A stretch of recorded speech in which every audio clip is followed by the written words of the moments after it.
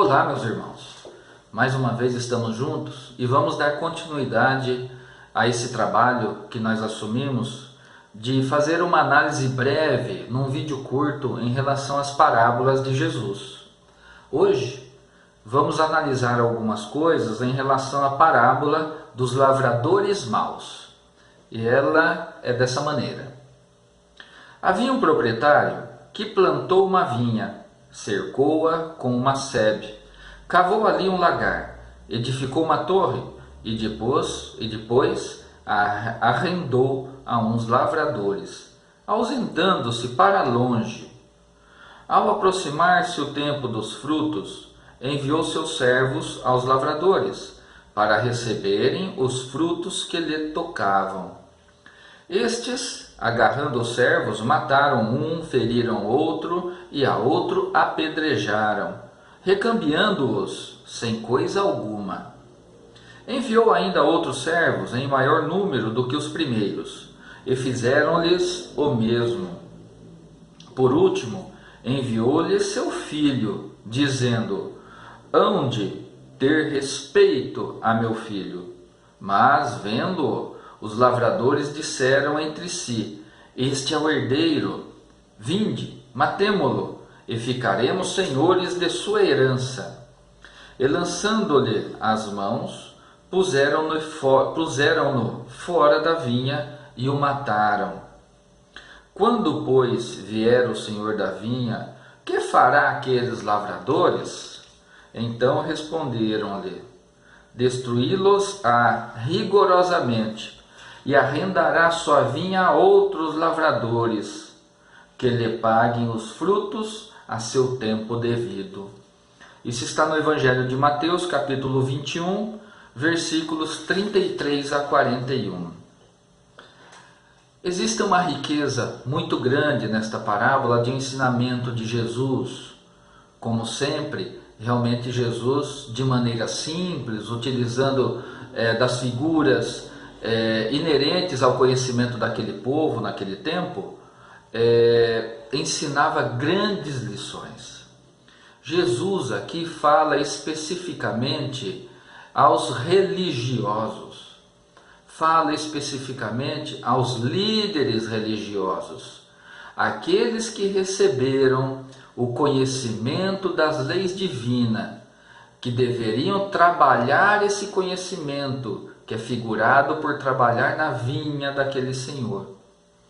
E assim agindo, trabalhando esse conhecimento, ensinando esses conhecimentos aos fiéis, aos seus próximos, à sua sociedade naquele tempo, eles deveriam fazer com que essa sociedade melhorasse o seu comportamento e que desenvolvessem espiritualmente.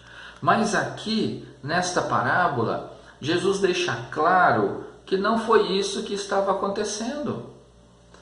Durante toda a história da humanidade, líderes religiosos tentaram se apropriar do conhecimento religioso e não transferir ao povo, e não transferir à sociedade, deixando a sociedade à margem desse conhecimento.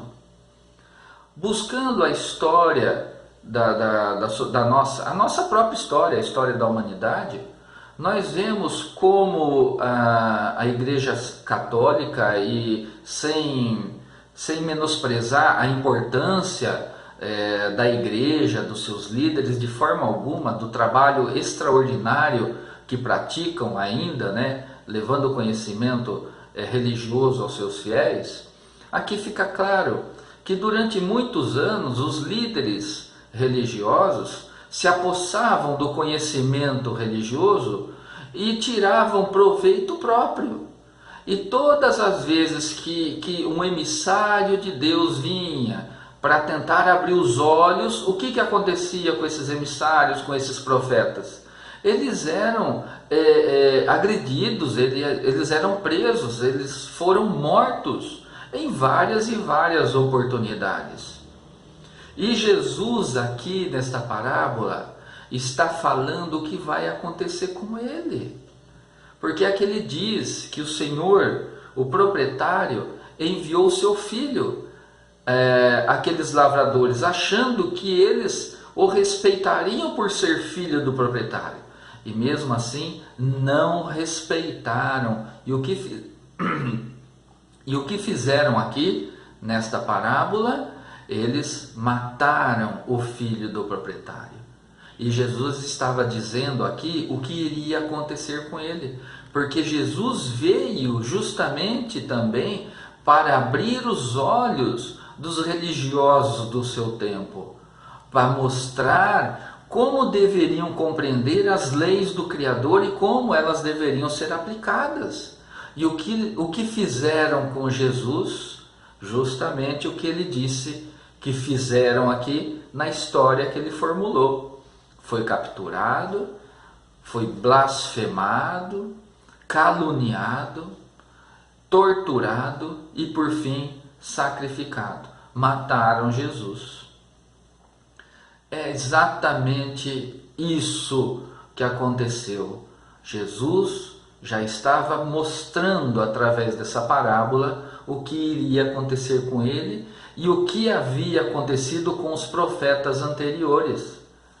Então nós vemos aqui que Jesus deixa claro a respeito da importância e da necessidade de não deixarmos para nós, exclusivamente para nós, o conhecimento das leis de Deus, mas que devemos disseminá-las para todos, da maneira mais simples possível, para que todos possam compreender a sua realidade de filhos de Deus, que o Pai está presente, que Ele nos ampara, que Ele nos acode nos momentos de dificuldade, que a vida continua, que somos imortais.